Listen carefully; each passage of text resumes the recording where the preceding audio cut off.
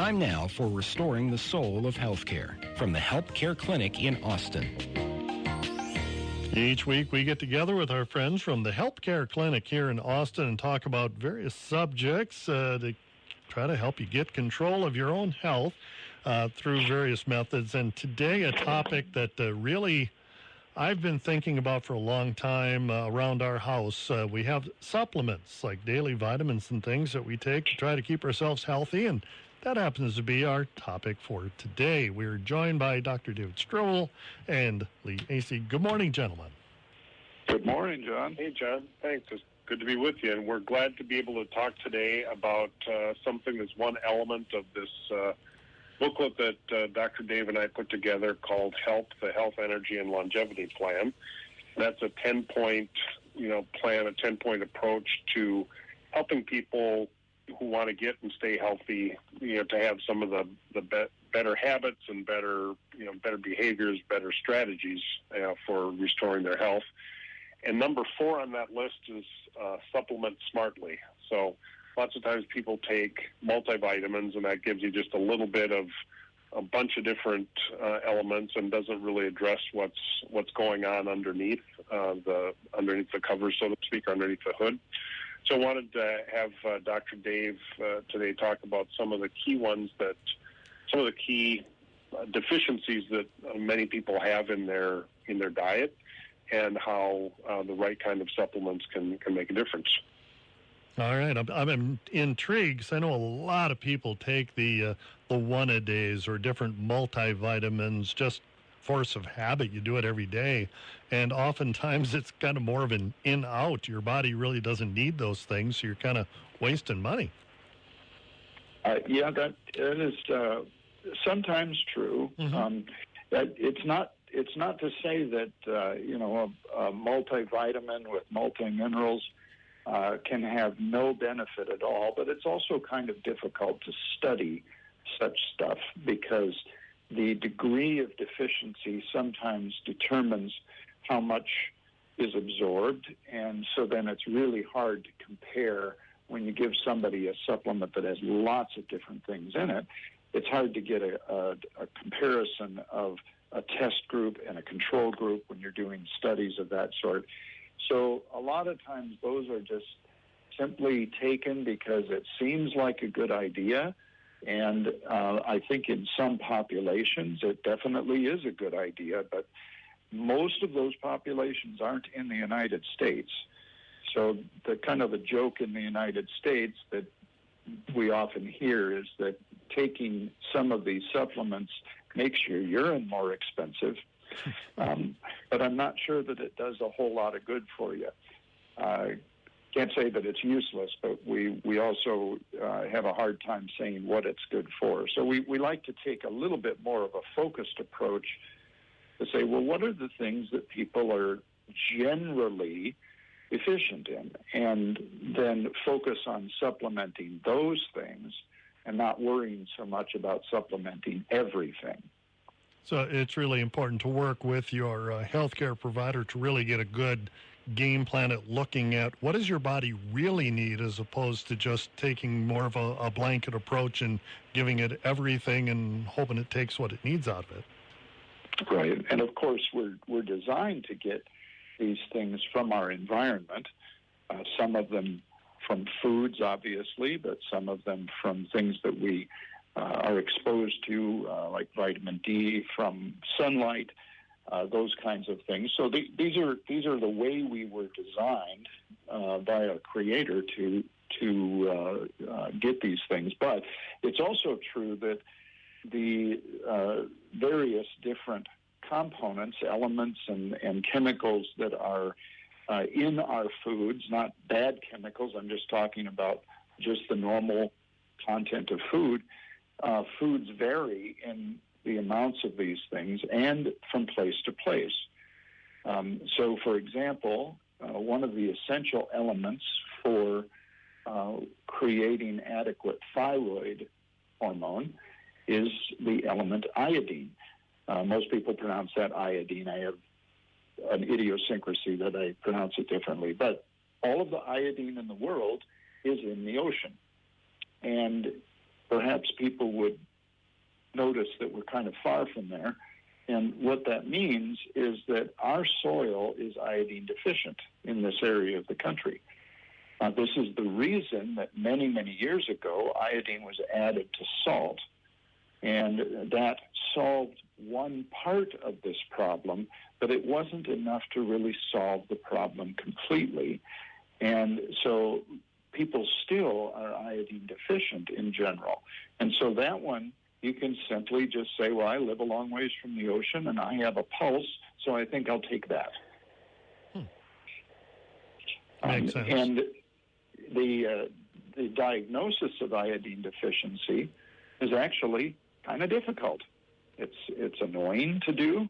There's a rather non-standard way of doing it, but it isn't really well studied. And for the most part, you don't need to do that. You just simply supplement with iodine. It is possible to take too much, so it's a good idea to talk to people that know what they're doing to be able to figure that out. Other things, I believe we've talked about vitamin D on the show before, John, if I recall. I don't remember for sure, but that one, that's a common deficiency, but that's, of course, not a vitamin. That's a hormone, as we've discussed. Another common deficiency is magnesium. This is important for nerve health, for emotional health, for bone health, and it can help in a number of other ways as well, muscles. Many people will find that when they supplement with magnesium, they'll have less muscle pain, less joint pain, sleep better, anxiety can be improved. But that one is important to get the right form because it's the magnesium part that you need, but magnesium is a positively charged ion, so it always combines with a negatively charged ion. And in order to get the magnesium, you have to dissolve it. Well, the most commonly available magnesium salt is magnesium oxide, which is highly insoluble. And although that's got a lot of magnesium in it, it doesn't share very well, so it doesn't dissolve, so you don't really get very much magnesium from it. So pretty much any of the other magnesium salts or magnesium compounds are better than that one. There are half a dozen of them: magnesium glycinate, magnesium citrate, magnesium L-threonate, magnesium chelate. There's just a bunch, and pretty much all of those are superior to magnesium oxide. But if you go to the drugstore, magnesium oxide is what's on the shelf. Interesting. Okay, others that are on that? Another one that is common are the active fish oils, the omega-3 fatty acids. And there are two main ones. They have really long names, which doesn't help to say them, so they're abbreviated. The abbreviations are EPA and DHA. And EPA is typically more important for blood vessel health, cardiovascular health, and DHA is more important for nervous system health. And normally I advise that people get a fish oil supplement that can give them a total of 3,000 to 4,000 milligrams of those two. So you look at the bottle. At the back, it says how much EPA and DHA is in it. If those aren't listed individually, you shouldn't get that fish oil at all. But you look at them individually and you add them together, and then you find out, okay, how many pills do I need to take in order to get that? And about the best fish oil that you can find would take 3 pills per day.